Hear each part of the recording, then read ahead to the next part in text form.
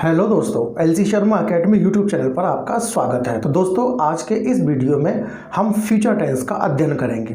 इससे पहले के वीडियोस में जो मैंने इंग्लिश ग्रामर फॉर ऑल एक प्लेलिस्ट बना रखी है, उस प्लेलिस्ट में आपको प्रेजेंट टेंस के चारों पार्ट और पास्ट टेंस के चारों पार्ट के वीडियोस मिल जाएंगे। तो आज के इस वीडियो में हम फ्यूचर टेंस को पढ़ेंगे। तो चलिए वीडियो को शुरू करते हैं। फ्यूचर टेंस जो कि तीसरा टेंस होता है FUTURE, फ्यूचर टेंस। और फ्यूचर टेंस को हिंदी में क्या बोलते हैं? फ्यूचर टेंस को हिंदी में बोलते हैं हम भविष्य काल। क्या बोलते हैं? भविष्य काल। तो फ्यूचर टेंस के भी चार पार्ट होते हैं, प्रेजेंट और पास्ट की तरह। पहले हम उन चार पार्ट का स्टडी कर लेते हैं। तो कौन कौन से पार्ट हैं? पहला पार्ट है फ्यूचर इंडेफिनिट टेंस। कौन सा? Future indefinite tense, INDEFINITE, future indefinite tense. Future indefinite tense को हम हिंदी में बोलते हैं अनिश्चित भविष्यकाल। अनिश्चित भविष्यकाल फ्यूचर टेंस को, फ्यूचर इंडेफिनिट को। दूसरा है future FUTURE, future continuous, CONTINUOUS, continuous tense. और फ्यूचर कॉन्टिन्यूअस टेंस को हम बोलते हैं हिंदी में अपूर्ण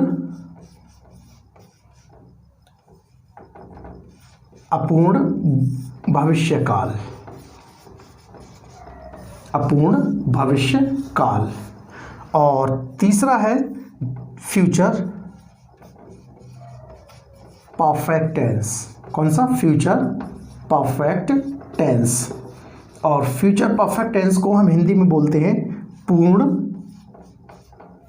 भविष्यकाल। फ्यूचर परफेक्ट टेंस को हम बोलते हैं हिंदी में पूर्ण भविष्यकाल। और चौथा है हमारा future perfect continuous, CONTINUOUS, future perfect continuous tense. और इसको हम हिंदी में बोलते हैं, परफेक्ट को हमने पूर्ण कहा था और कॉन्टिन्यूअस को अपूर्ण। तो हिंदी में बोलेंगे हम इसे पूर्ण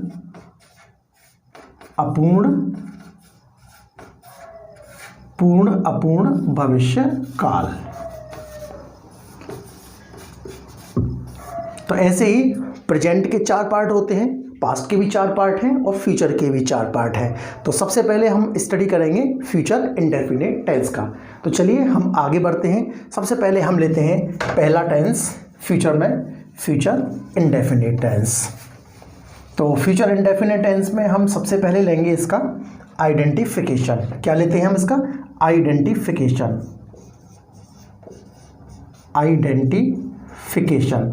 और आइडेंटिफिकेशन को हम हिंदी में बोलते हैं पहचान। क्या बोलते हैं? पहचान। तो इसकी क्या पहचान होगी? आइडेंटिफिकेशन। तो चलिए लिखते हैं, जिन हिंदी वाक्यों की मुख्य क्रिया के अंत में, किसके अंत में? मुख्य क्रिया के अंत में, मुख्य क्रिया के अंत में गा, कॉमा गी, कॉमा गे आदि शब्द आते हैं। आदि शब्द आते हैं। तो ऐसे वाक्य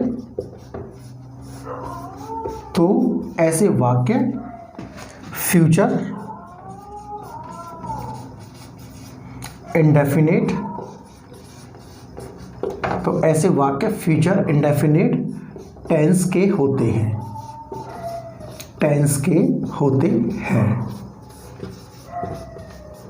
ये पहचान है फ्यूचर इंडेफिनिट टेंस की। क्या पहचान है? जिन हिंदी वाक्यों की मुख्य क्रिया के अंत में गा, गी, गे आदि शब्द आते हैं तो ऐसे वाक्य फ्यूचर इंडेफिनिट टेंस के होते हैं। फॉर एग्जाम्पल में देखते हैं। फॉर एग्जाम्पल, तुम एक गीत गाओगे। तुम एक गीत गाओगे। तो इसमें वर्ब कौन सी है? इसमें वर्ब है गाओगे, और वर्ब में मुख्य क्रिया, ये मेन वर्ब है, मुख्य क्रिया के अंत में क्या आया है? गे आया है। क्या आया है? गे आया है। इसलिए यह वाक्य फ्यूचर इंडेफिनिट टेंस का है, क्योंकि मुख्य क्रिया के अंत में या मुख्य क्रिया में गा, गी, गे आदि शब्द लगे रहते हैं। तो ऐसे वाक्यों को हम किस तरीके से बनाते हैं? तो चलिए हम रूल्स देखते हैं। अब हम लेते हैं नेक्स्ट हेडिंग, रूल्स।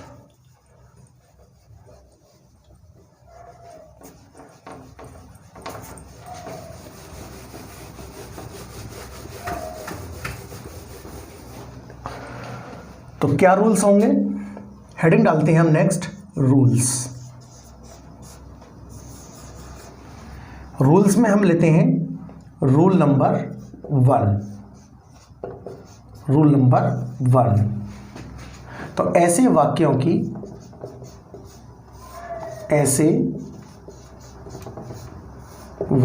की अंग्रेजी बनाने के लिए, ऐसे वाक्यों की अंग्रेजी बनाने के लिए हेल्पिंग वर्ब को हम शॉर्ट में HB लिखते हैं।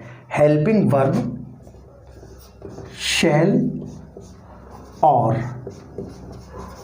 विल का प्रयोग करते हैं।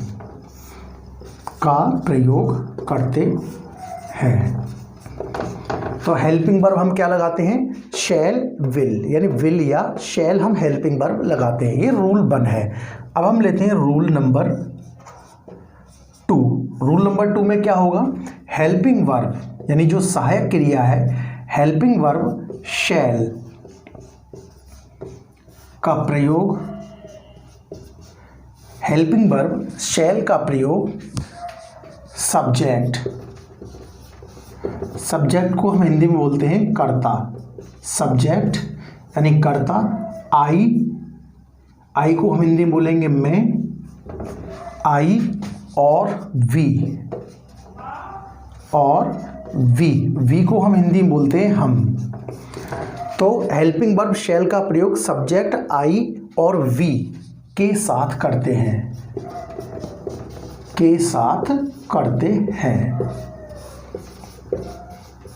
क्लियर दोस्तों?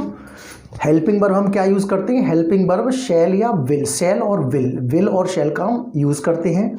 और जो हेल्पिंग वर्ब शैल है, हेल्पिंग वर्ब शैल को हम सब्जेक्ट आई यानी मैं और वी यानी हम के साथ करते हैं। जिन सेंटेंसेस में सब्जेक्ट मैं या हम होता है तो वहां पर हम हेल्पिंग वर्ब शैल का यूज करते हैं फ्यूचर इंडेफिनिट टेंस में। और नेक्स्ट हम रूल लेते हैं, रूल नंबर 3। तो रूल नंबर 3 क्या होगा? हेल्पिंग वर्ब विल का प्रयोग, हेल्पिंग वर्ब विल का प्रयोग आई और वी कर्ताओं को छोड़कर, आई और वी कर्ताओं को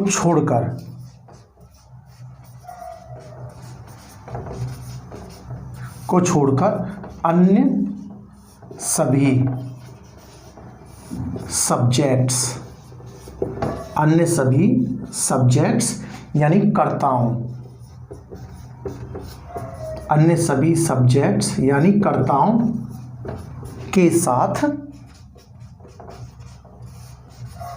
करते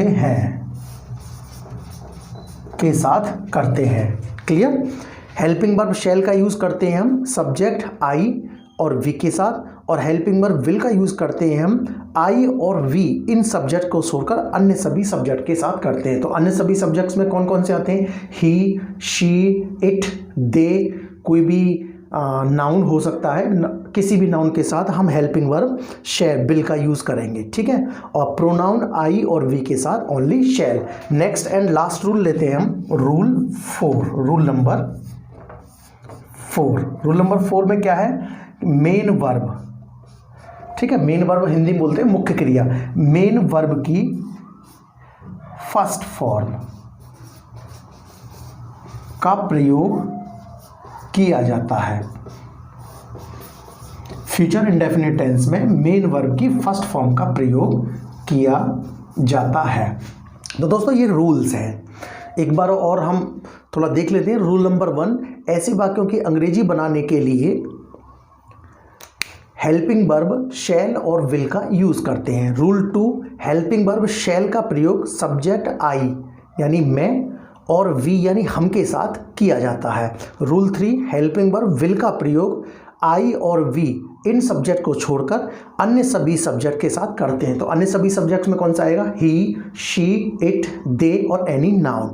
रूल 4 है, फ्यूचर इंडेफिनिट टेंस में जो मेन वर्ब होती है, मेन वर्ब की हमेशा फर्स्ट फॉर्म का यूज़ किया जाता है। तो चलिए दोस्तों अब हम लेते हैं इसके फॉर्मूलाज, ठीक है। अब हम चलते हैं फॉर्मूलाज पर।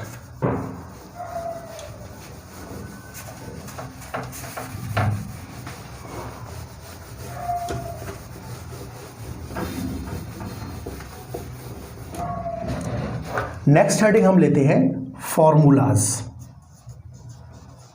ऐसे वाक्यों की अंग्रेजी बनाने की स्ट्रक्चर। फॉर्मूलाज को आप हिंदी में बोल सकते हैं सूत्र।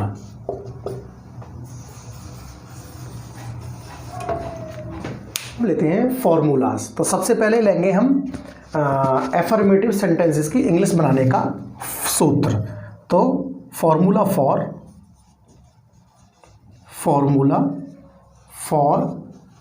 एफर्मेटिव, AFFIRMATIVE,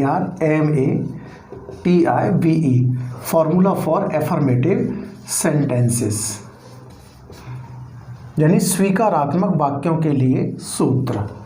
तो स्वीकारात्मक वाक्य कौन से होते हैं, जिन वाक्यों में ना तो कोई नेगेटिव वर्ड होता है और ना ही कोई इंटरोगेटिव वर्ड होता है। तो जिन वाक्यों में ना तो कोई नेगेटिव वर्ड हो और ना ही कोई इंटरोगेटिव वर्ड हो तो वो वाक्य एफर्मेटिव होते हैं। तो हम एफर्मेटिव फ्यूचर इंडेफिनिट टेंस का एफर्मेटिव लेते हैं। तो क्या सूत्र बनेगा इसका, तो सबसे पहले हम लेंगे सब्जेक्ट को शॉर्ट में आप SUB लिख सकते हैं। उसके बाद हम लेंगे हेल्पिंग वर्ब में हम क्या लेंगे, विल या शैल, सब्जेक्ट के अकॉर्डिंग आएगा विल या शैल। उसके बाद हम वर्ब की फर्स्ट फॉर्म लेंगे, उसके बाद हम ऑब्जेक्ट लेंगे और उसके बाद अदर वर्ड, ठीक है। ये एफर्मेटिव सेंटेंसेस का फॉर्मूला होगा। फॉर एग्जाम्पल, एक एग्जाम्पल लेते हैं, वही एग्जाम्पल ले लेते हैं जो हमने रूल्स में उसमें आइडेंटिफिकेशन में दिया था। तुम एक गीत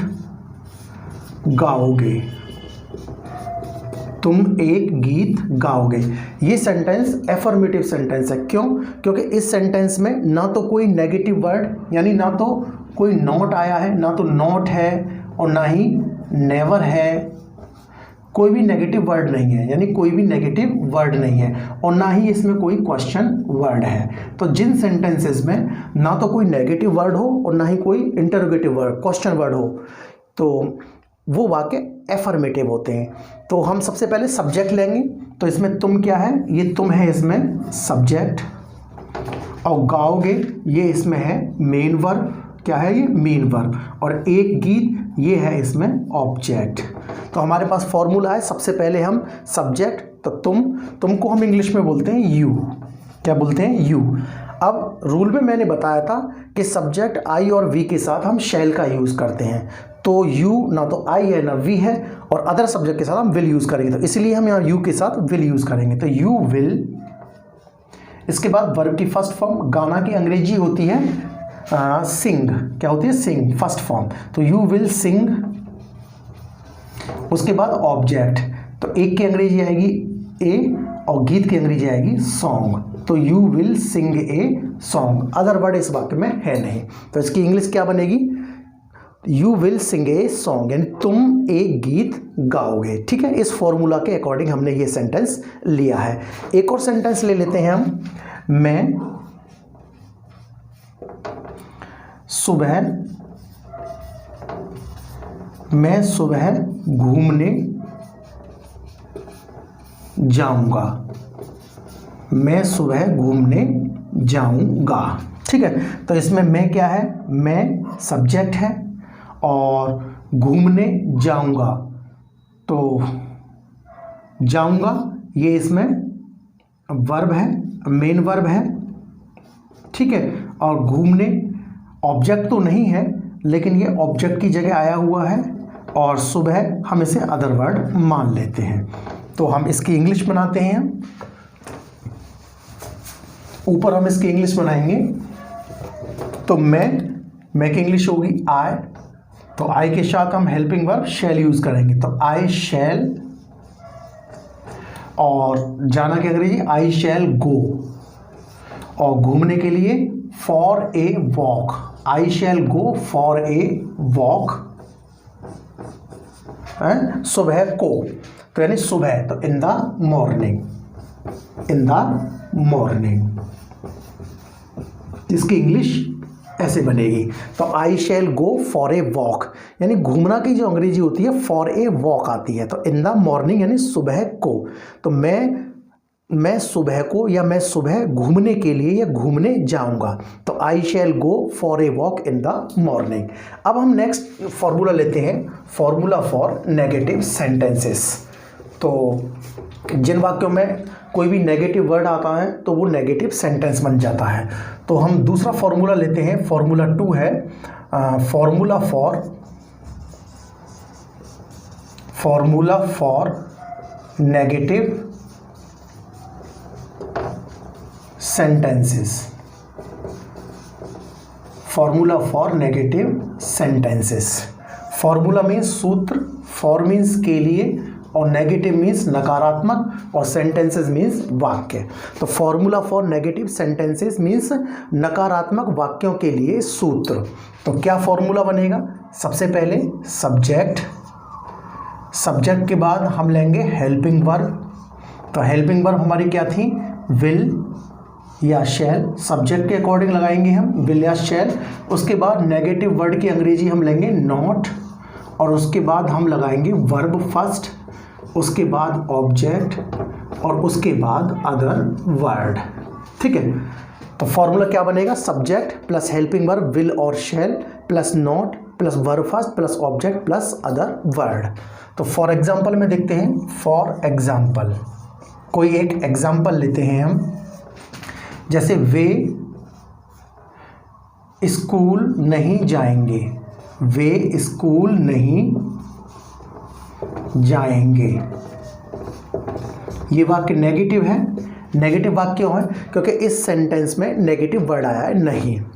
तो इसमें वे क्या है, सब्जेक्ट है, इसमें वे सब्जेक्ट है, जाएंगे ये हमारी मेन वर्ब है, स्कूल ये हमारा ऑब्जेक्ट का काम कर रहा है, और नहीं इसमें हमारा क्या है, नेगेटिव वर्ड है। तो अब हम इसकी इंग्लिश बनाते हैं। तो सबसे पहले सब्जेक्ट, वे को हम इंग्लिश में बोलते हैं दे। तो दे ना तो सब्जेक्ट आई है और ना ही सब्जेक्ट वी है, इसलिए हम दे के साथ विल का यूज करेंगे। तो दे, उसके बाद हेल्पिंग वर्ब फॉर्मूला में दे विल, फिर फॉर्मूला में कह रहा है नेगेटिव वर्ड की अंग्रेजी नॉट, तो दे विल नॉट। उसके बाद जो वर्ब है उसकी फर्स्ट फॉर्म, तो दे विल नॉट गो। उसके बाद object go to school, full stop. तो they will not go to school, तो वे स्कूल नहीं जाएंगे। क्लियर। अब हम लेते हैं formula for interrogative sentences. Third formula है formula for interrogative, INTERROGATIVE, interrogative sentences. तो इंटेरोगेटिव सेंटेंसेस 2 टाइप्स के होते हैं। पहले वे जिनमें हेल्पिंग वर्ब सबसे पहले आती है, और दूसरे टाइप के वे जिनमें क्वेश्चन वर्ड पहले आता है। तो पहले हम लेते हैं टाइप ए। कौन सा, टाइप ए। तो ये जो फॉर्मूला है ये टाइप ए सेंटेंसेस के लिए है, जिसमें हेल्पिंग वर्ब पहले आएगी इंग्लिश सेंटेंस में, और हिंदी वाक्य जो होगा उसमें क्या शब्द पहले आएगा। तो सबसे पहले हम लेंगे हेल्पिंग वर्ब। टाइप 1 पर ले रहे हैं हम। हेल्पिंग वर्ब में विल या शैल सब्जेक्ट के अकॉर्डिंग आएगा, plus subject plus verb first plus object और प्लस अदर वर्ड यदि हैं, और उसके बाद क्वेश्चन मार्क। फॉर एग्जाम्पल क्या बच्चे मैच नहीं, क्या बच्चे मैच खेलेंगे, क्या बच्चे मैच खेलेंगे। ठीक है, ये इंटरोगेटिव टाइप ए है। हिंदी वाक्य की पहचान क्या होती है? क्या शब्द जो है, जिन हिंदी वाक्यों के शुरू में क्या शब्द आ जाए तो वो सेंटेंस इंटरोगेटिव टाइप ए का है। जब हम ऐसे वाक्यों की इंग्लिश बनाते हैं तो सबसे पहले हम हेल्पिंग वर्ब विल और शैल यूज़ करेंगे। फ्यूचर इंडेफिनिट का तो विल और शैल यूज़ करेंगे। तो इसमें बच्चे क्या है, ये सब्जेक्ट है, खेलेंगे ये हमारी वर्ब है, मैच ये ऑब्जेक्ट है, अदर वर्ड इसमें है नहीं, और बच्चे ना तो सब्जेक्ट आई है और ना ही सब्जेक्ट वी है, तो इसीलिए हम बच्चों के साथ विल का यूज़ करेंगे। तो सबसे पहले हम हेल्पिंग वर्ब लेंगे, तो विल द चिल्ड्रन, बच्चों की अंग्रेजी होती है चिल्ड्रन, तो विल द चिल्ड्रन, और खेलना की अंग्रेजी play, will the children play the match. Question mark. Interrogative sentences चाहे हिंदी का हो इंग्लिश का हो, क्वेश्चन मार्क अवश्य लगाया जाता है। तो will the children play the match. Clear. अब हम लेते हैं टाइप बी, इंटरोगेटिव सेंटेंसेस का टाइप बी। तो उसका फॉर्मूला लेते हैं हम, टाइप बी का फॉर्मूला। तो टाइप बी का फॉर्मूला क्या होगा, चलिए देखते हैं।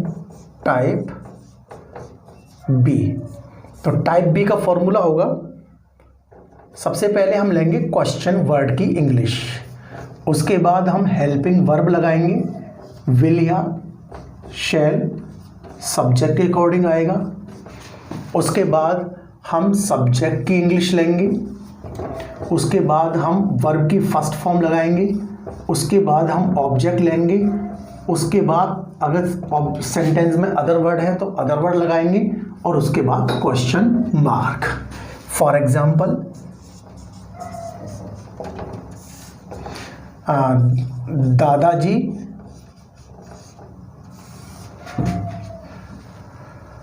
बाजार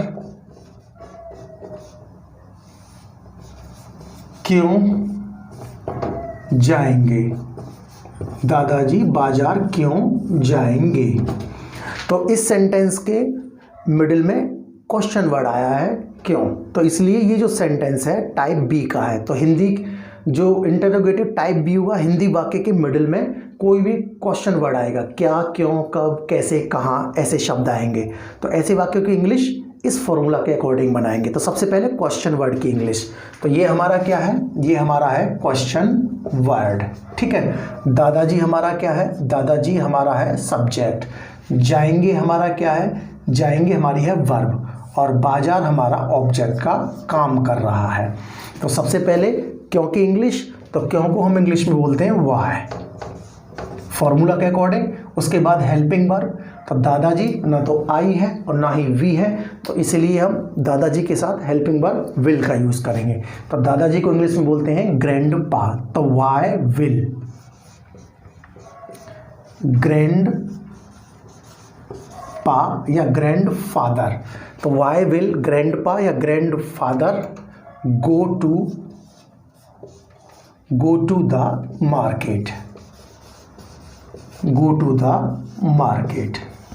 क्वेश्चन मार्क। वाई विल, दादाजी को आप इंग्लिश में ग्रैंड पा भी कह सकते हैं, ग्रैंड फादर भी कह सकते हैं। तो why will grandfather go to the market. Next लेते हैं हम negative cum interrogative sentences. Formula for negative cum CUM, negative cum interrogative INTERROGATIVE, interrogative sentences. ठीक है, ये भी 2 टाइप्स के होते हैं, ये भी 2 टाइप्स के होते हैं। हम पहले लेते हैं टाइप ए। टाइप ए के लिए फॉर्मूला लेते हैं हम। तो टाइप ए के लिए जैसे ये था वाक्य, है ना, हिंदी वाक्य के शुरू में क्या आया, बीच में कोई नेगेटिव वर्ड आ जाता है। तो शुरू में क्या और बीच में नेगेटिव वर्ड हो तो वो नेगेटिव कम इंटरोगेटिव, यानी कोई ऐसा वाक्य जिस वाक्य में कोई ना कोई नेगेटिव वर्ड भी आया हो और इंटरोगेटिव वर्ड भी आया हो, तो वो नेगेटिव कम इंटरोगेटिव सेंटेंस बन जाता है। तो टाइप ए में हम लेते हैं, तो सबसे पहले हम लेंगे हेल्पिंग वर्ब। हेल्पिंग वर्ब क्या, विल और शैल। उसके बाद लेंगे हम सब्जेक्ट। उसके बाद हम लेंगे नेगेटिव वर्ड की इंग्लिश नॉट। उसके बाद verb first, then object, then other word और then question mark. Clear. For example, एक एग्जाम्पल के थ्रू इस फॉर्मूला को अप्लाई करते हैं। तो फॉर एग्जाम्पल,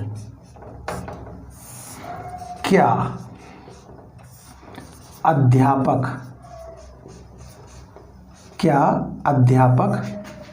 छात्रों को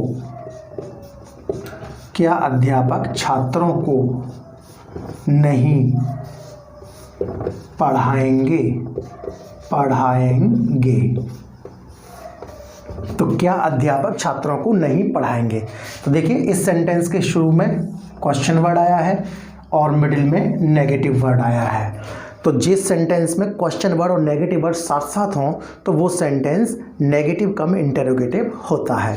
तो इस सेंटेंस की हम इंग्लिश कैसे बनाएंगे, तो सबसे पहले हम लेंगे हेल्पिंग वर्ब।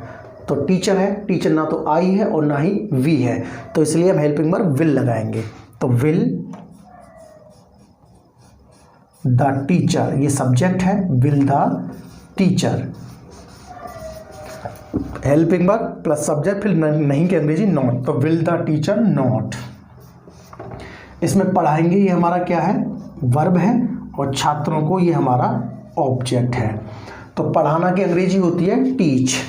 तो will the teacher not teach, TEACH, teach the student, teach the students.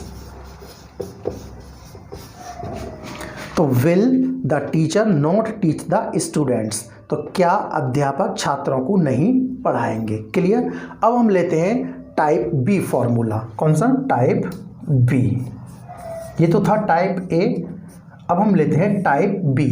तो टाइप बी में क्या होगा, सबसे पहले हम लेंगे क्वेश्चन वर्ड, देन हम लेंगे हेल्पिंग वर्ब सब्जेक्ट के अकॉर्डिंग विल या शैल। क्लियर। उसके बाद हम लेंगे सब्जेक्ट की इंग्लिश, उसके बाद हम लेंगे नहीं की अंग्रेजी नॉट, उसके बाद हम लेंगे वर्ब की फर्स्ट फॉर्म, उसके बाद हम लेंगे ऑब्जेक्ट, उसके बाद अदर वर्ड यदि वाक्य में है तो, और उसके बाद क्वेश्चन मार्क। अब हम लेते हैं एक एग्जाम्पल, इसको एक एग्जाम्पल के थ्रू समझते हैं। ये फॉर्मूला जो है, इस फॉर्मूला को हम अप्लाई करते हैं एग्जाम्पल के थ्रू। तो फॉर एग्जाम्पल,